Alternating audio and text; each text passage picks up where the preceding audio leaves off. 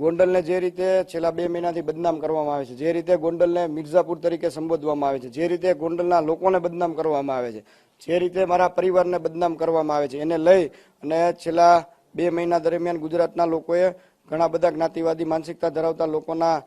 નિવેદનો, એના સભાના નિવેદનો, જે રીતે જે ભાષાનો ઉપયોગ કરે છે, નિવેદનો આપે છે, એવા અનેક વિડીયો ગુજરાતની જનતાએ જોયા છે, જેને લઈ સુલતાનપુર ખાતે થોડા દિવસ પહેલા એક જન આક્રોશ સભાનું આયોજન કરવામાં આવેલું હતું। એ સભાની અંદર ગોંડલ સુલતાનપુર ગામના તમામ માતાઓ, બહેનો, વડીલો, યુવાન ભાઈઓ સહિત એ કાર્યક્રમની અંદર હાજર હતા અને એ કાર્યક્રમની અંદરથી અમે એ રીતનો પડકાર ફેંક્યો હતો કે જેને જો યુદ્ધ થકી કોઈને કલ્યાણ કરવું હોય તો અમે ગોંડલમાં રહી છીએ, મારું ઘર આશાપુરા મેઇન રોડ અક્ષરધામ સોસાયટીમાં છે। આ પ્રકારનો પડકાર અમે યુદ્ધ થકી કલ્યાણ કરવું હોય એવા લોકોને પડકાર ફેંકેલો હતો, જેને લઈ અને આજરોજ જ્ઞાતિવાદી માનસિકતા ધરાવતા લોકો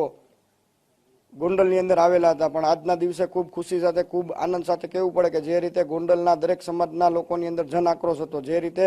ગોંડલના મા બેન દીકરીઓથી માંડીને, વડીલોથી માંડીને, યુવાન ભાઈઓ જે રીતે વિરોધ પ્રદર્શનમાં મેદાનની અંદર ઉતરેલા હતા, તો હું સ્પષ્ટપણે એવું માનું છું કે ભાઈ આજના દિવસે જ્ઞાતિવાદી માનસિકતા ધરાવતા લોકોને ગોંડલની જનતાએ ખૂબ સારો જવાબ આપી દીધો છે। ગોંડલની અંદર જ્ઞાતિવાદની હાર થઈ છે અને દરેક સમાજ 18 વર્ણના લોકોની જીત થઈ છે।